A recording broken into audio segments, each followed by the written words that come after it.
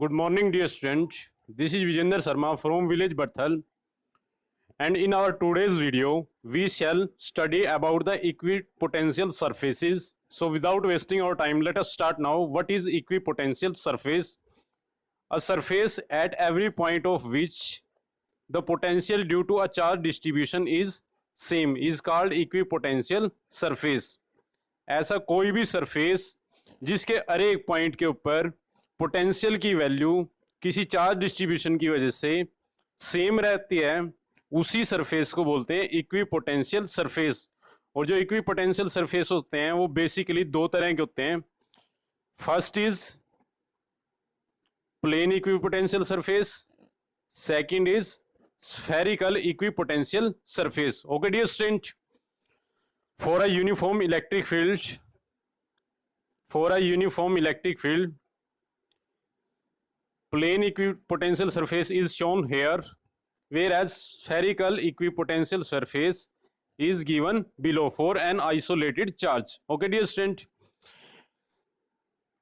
here V1 represents the potential at this surface, V2 represents the potential at this plane surface, V3 represent the potential at this plane surface. At this point and this point and this point, potential is same at every point. Similarly, at this point and this point and this point, potential is same. Similarly, the potential at this point and this point is same. That's why they are called equipotential surfaces. Okay dear student, जो first plane इसके अंदर surface दिखाया गया है equipotential surface, उसके हर एक point के ऊपर जो ये वाला पॉइंट है इसके ऊपर भी पोटेंशियल की वैल्यू सेम आएगी, इसके ऊपर भी और इसके ऊपर भी। इसके ऊपर वाले के ऊपर भी पोटेंशियल की वैल्यू सेम 2 वोल्ट हो सकती है, यहाँ भी 2 वोल्ट, यहाँ भी 2 volt, 3 volt, 3 volt, 3 volt. Okay dear student, तो पोटेंशियल सेम होने की वजह से इस तरह के जो सरफेस होते हैं जिनके हर एक पॉइंट के ऊपर पोटेंशियल सेम होती है, उन्हीं को ही बोला जाता है equipotential surface. Okay dear student, जो सेकंड डायग्राम है उसमें आपको दिखाया गया है ये वाला डायग्राम, इसके अंदर स्फेरिकल इक्विपोटेंशियल सरफेस को दिखाया गया है for an isolated charge. Okay dear student,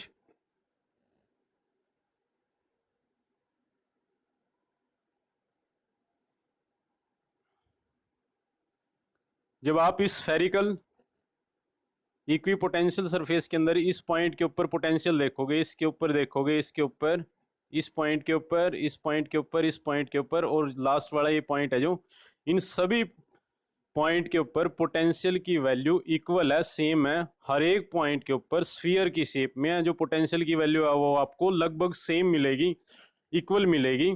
और हर एक पॉइंट के ऊपर मान लीजिए आप यहाँ 6 वोल्ट पोटेंशियल दिखाई गई है, तो इस पॉइंट के ऊपर भी आपको 6 वोल्ट ही मिलेगी, इसके ऊपर भी 6 वोल्ट, और जो ये वाला पॉइंट है इसके ऊपर भी 6 वोल्ट, इसके ऊपर भी 6 वोल्ट। जितने भी पॉइंट इस स्फीयर के ऊपर आएंगे सभी के ऊपर आपको इक्वल पोटेंशियल मिलेगी, और सभी की वैल्यू सेम होने की वजह से इस सरफेस को स्फेरिकल इक्विपोटेंशियल सरफेस बोलेंगे। ओके डियर स्टूडेंट, वैसे ही जो इससे ऊपर दिखाया गया है ये वाला, इसके अंदर आपको इस पॉइंट के ऊपर भी 5 वोल्ट मिल सकती है पोटेंशियल की वैल्यू, 5 वोल्ट, यहाँ भी 5 वोल्ट। कोई भी पॉइंट ऊपर वाले स्फीयर के ऊपर चूज करोगे तो हर एक पॉइंट के ऊपर सेम वैल्यू मिलेगी 5 वोल्ट, और because it is in the shape of sphere that's why it is called spherical equipotential surface. Okay dear student,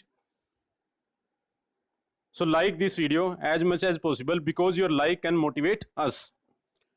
Now we shall study about the properties of these equipotential surfaces. Okay dear student, so our first properties of equipotential surface is no work done in moving a test charge from one point to another on an equipotential surface. Equipotential surface के ऊपर जब आप किसी charge को move करवाओगे तो potential difference की जो वैल्यू आएगी, कोई भी वर्क आपके पास आने का नहीं, क्योंकि पोटेंशियल की वैल्यू सेम है, वहाँ पोटेंशियल चेंज नहीं होएगी। तो आपके पास जो वैल्यू आएगी VB minus VA is equal to delta B, which is further equal to WAB divided by Q naught. If A and B are 2 points on the equipotential surface, अगर आप 2 point choose कर लेते हो equipotential surface के ऊपर, तो दोनों के ऊपर पोटेंशियल की वैल्यू सेम होने की वजह से, बी पॉइंट और ए पॉइंट के ऊपर पोटेंशियल की वैल्यू सेम होने की वजह से V B is equal to V A आएगा आपके पास। और जब आप इस इक्वेशन के अंदर उसको पुट करोगे तो W A B divided by Q naught की वैल्यू वो आपके पास आएगी 0, because the value of V B and V A is equal. Okay dear student, तो इसमें से आप जब डब्ल्यू ए बी वर्क की वैल्यू निकालोगे, क्यू डिवाइड में इधर जाके 0 के साथ मल्टीप्लाई होने के बाद 0 आएगा, तो वर्क की वैल्यू कितनी आएगी आपके पास, W A B is equal to आएगा 0। ओके डियर स्टूडेंट, तो इसलिए यहां बोला गया है no work is done in moving a test charge from one point to another on an equipotential surface. जब आप किसी इक्विपोटेंशियल सरफेस के ऊपर किसी पॉइंट से दूसरे पॉइंट तक किसी चार्ज को, टेस्ट चार्ज को मूव करवाते हो, तो दोनों पे सेम पोटेंशियल की वैल्यू होने की वजह से जो टोटल वर्क है उसकी वैल्यू क्या आएगी, 0 आएगी। Okay dear student, our second point is about equipotential surface is the electric field is always perpendicular to the element dl of the equipotential surface। जो इलेक्ट्रिक फील्ड होती है वो हमेशा परपेंडिकुलर डायरेक्शन में आएगी इक्विपोटेंशियल सरफेस का, अगर आप स्मॉल एलिमेंट dl चूज कर लेते हो। Okay dear student, in our previous video we have already calculated that work done from point A to B is given by negative integral of electric field intensity into dl vector with negative sign which is equal to 0। Okay dear student, इसमें से जब आप a vector dot b vector का formula लगाओगे तो a vector dot b vector का formula है आपके पास a b कोस थीटा, और थीटा की वैल्यू यहाँ पर परपेंडिकुलर डायरेक्शन है, कोस 90 की वैल्यू 0 होने की वजह से जब यहाँ पुट करोगे आप तो कोस 90 की वैल्यू 0 है, तो E into D L into 0 is equal to 0। तो आपके पास जो वैल्यू आएगी वो कितनी आएगी, इसकी 0 आएगी। तो इसलिए यहाँ बोला गया है ऊपर वाले पॉइंट में the electric field is always perpendicular to the element D L of the equipotential surfaces. Okay dear student,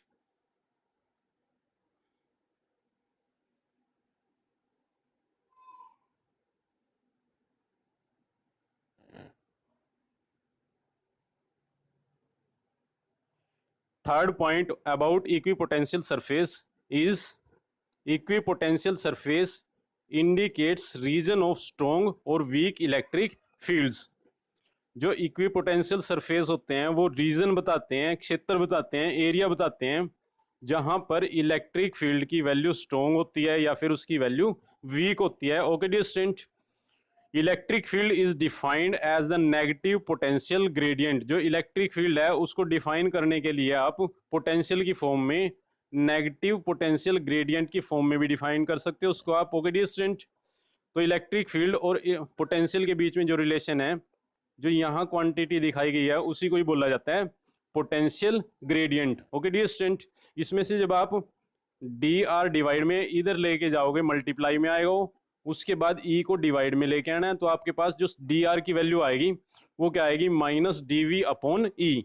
okay dear student, since D V is constant on equipotential surface, जो डी वी है equipotential surface के ऊपर वो constant रहता है क्योंकि potential की value वहां चेंज नहीं होती है, और डी वी रिप्रेजेंट करता है change in potential. Okay dear student, तो इसलिए आप इस इक्वेशन में से क्या कह सकते हो, डी वी की वैल्यू तो कांस्टेंट है, D R is inversely proportional to electric field. Okay dear student, if E is strong, जो इलेक्ट्रिक फील्ड इंटेंसिटी है अगर वो स्ट्रॉन्ग होती है, D R will be small. इस रिलेशन से D R is inversely proportional to 1/r, इसी में से बता सकते हो आप, अगर ई की वैल्यू स्ट्रॉन्ग होती है, इलेक्ट्रिक फील्ड इंटेंसिटी की वैल्यू स्ट्रॉन्ग होती है, D R will be small, that is separation of equipotential surfaces will be smaller. Okay dear student, that is equipotential surfaces are crowded and vice versa, और इसका उल्टा। तो इस relation में से आप बता सकते हो अगर ई की वैल्यू स्ट्रॉन्ग है तो आपके पास ई की वैल्यू ज़्यादा होने की वजह से डी आर की वैल्यू स्मॉल आएगी, लेकिन अगर इसकी वैल्यू कम है आपके पास तो इसकी वैल्यू ज़्यादा आएगी, वाइस वर्सा आएगी इसका। Okay dear student,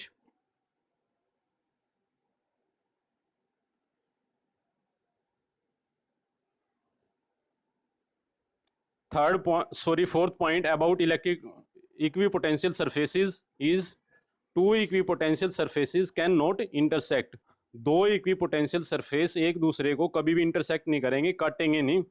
if two equipotential surfaces intersect, then at point of intersection there will be two values of electric potential which is not possible। कोई से भी दो इक्विपोटेंशियल सरफेस एक दूसरे को क्रॉस नहीं करेंगे, क्योंकि अगर वो क्रॉस कर जाते हैं वहां पर आपके पास दो वैल्यू आएंगी पोटेंशियल की, which is not possible. Okay dear student, electric potential is a scalar quantity whereas potential gradient that is dv upon dr is a vector quantity।